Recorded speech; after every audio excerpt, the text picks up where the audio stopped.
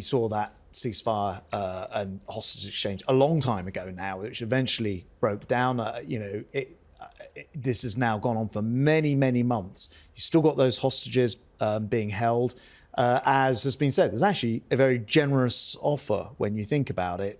You'd get a few dozen hostages released. In return, a 40-day ceasefire, thousands of Palestinians released, and an opportunity to build from that, more importantly, into the permanent ceasefire that everybody wants to see, to get the humanitarian aid in and bring this thing to a close. So, quite a big offer being made. We now wait to see where Hamas go on this. But we know that Benjamin Netanyahu is being told by members of his own cabinet that to accept a peace deal, that to not invade Rafah would be a capitulation, would be showing, in their words, the white flag. I mean, what's your message to Netanyahu? For a start, the issue with Israel's government is it's a coalition. It's a big rainbow of very, very disparate views. So, I mean, of course, you'll always find someone who says this or don't do that or do this. I think, given the level of human suffering from this conflict, which of course started with a terrorist organisation going and slaughtering people, and then everything that's happened since, bringing this to a conclusion is absolutely essential. It's in, obviously, the Palestinian people's interest. It's in Israel's interest. It's in the world's interest to see that happen. The route to that is by releasing hostages, the thing which started all of this. Why is there a need to build a brand new port? I mean, it seems like an extraordinarily complicated, no doubt very expensive way to get aid in. Israel has existing ports. Yeah. It has, why? Yeah. Well, so I should explain. It's a pier rather than a port. So effectively, it's a temporary extension from a ship that creates this thing. So it's not a full pier. I think psychologically, the difficulty for Israel has been these gates into Gaza were used for Hamas to break out of Gaza and go and murder Israelis in cold blood. And then you've got a situation where we're all saying to Israel, look, could you just reopen those gates and now send in aid through the same gates that we used for terrorists to come out and murder you? And I think that has been quite psychologically difficult for Israel, the public in Israel, to bear. But I think it's critically important. How worried are you that what's happening in the Middle East could spiral into a wider war? Well, frankly, it's been my concern since October the 7th. I mean, that has been the number one thing. And I think actually when you saw what the Iranian attack of hundreds of drones, ballistic and cruise missiles the other week, I think the fear for the world at that moment was that Israel might react and even size their response in a manner that could have led to now a regional conflict which was bigger. We obviously all spoke to our Israeli opposite numbers, and I think the Israeli response was precise and exact, and actually a more mature response, which has prevented this from spiraling into the next stage, which I think, on that Saturday night, wasn't it, when Iran fired for the first time at Israel after all of these decades of saber rattling. I think it was very possible to imagine this would have evolved in a far worse way in the weeks since. So Israel actually, I think, acted very responsibly, very precise. I mean, of course, Iran will pretend nothing was hit. We know that wasn't the case. Nonetheless, very much welcome that it hasn't led to the next extension of this regional conflict. Do you think that risk has now passed? Are we through the moment of highest danger? Anyone who can predict the Middle East is an incredible prophet, I would say, because the one thing we know about this region is it's a difficult neighbourhood to be in.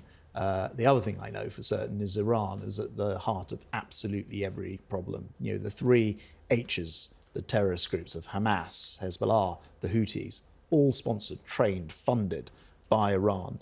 They're Iran-aligned militia groups who, fire on anyone who they don't like, essentially. Again, great instability, and then Iran themselves firing hundreds of projectiles.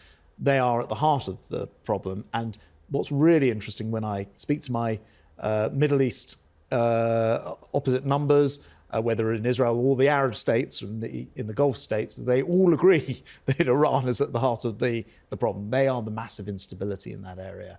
in that region. And it's really important that we're clear about that. And I thought very interestingly, when Iran did fire at Israel, quietly and without great fanfare, it was quite clear that the rest of the Arab world didn't agree with what Iran was doing. In this pre-war environment that you talk about, what are you going to buy, and does the UK need an Iron Dome missile defence like Israel has and has used so well so far? So first of all, in terms of what we're going to buy, I will set out a lot of the things that, actually, I'll be completely upfront with you, a lot of this is to make sure we can deliver the things that we always said we wanted to do properly, but there are extra things that we want to do. So munitions. I mean, this war in Ukraine has absolutely shown that the world doesn't have enough stockpiles.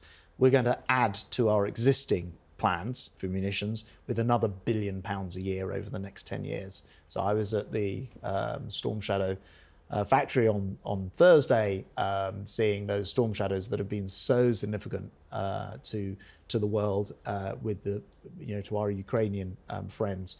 Us, along with other countries, have provided these long-range missiles, but we want a lot more of them on stockpile. We need that for our own safety and to defend the West. So stockpiles are going to be a big part of it. I'm afraid you will probably have to wait a little bit for the rest of my announcement, but I'll tell you where my priorities are. I really believe in recruiting and retaining our brave armed forces. I want them to have a better deal, so their housing, their accommodation, their service accommodation, big uplift in the quality of that. I've put £4 billion aside from the package to do more of that.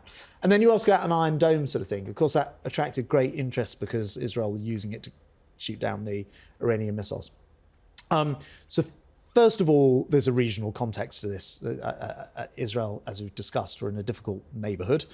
We are, A, not in that neighbourhood, but B, more importantly, have the cover of NATO. Now, NATO's Article 5 says, in our case, that 31 other countries come to our immediate defence by law if we are attacked. So you would be insane to fire missiles at us in the same way. That's the first thing. The second thing to say is, of course, we have the ultimate declared deterrent, which is the nuclear deterrent. Again, you'd be rather crazy to kind of come after the UK. And importantly, but often not discussed, we actually already have a system of layered protection. Includes something which is called the quick response, a QRA, which is where, to prevent a 9/11 type attack, we have Typhoons ready to scramble. And as Defence Secretary and the Prime Minister and others, we're 24 hours on duty to provide executive orders on that. We have also a Sky Sabre system, which is a missile system to take down incoming, and a number of other things I can't go into. Having said all of that in this rather long answer, we're also working with our European neighbours on what a European Sky Shield might look like as well. And we're in the early stages of work on that as well. But for all sorts of reasons, we're not in that sort of Israeli situation where actually Hamas were already firing rockets at Israel on a daily basis, hundreds, thousands of them each year, and so are Lebanese Hezbollah. So they had a rather more pressing need, not being in NATO as well, to have those things in place.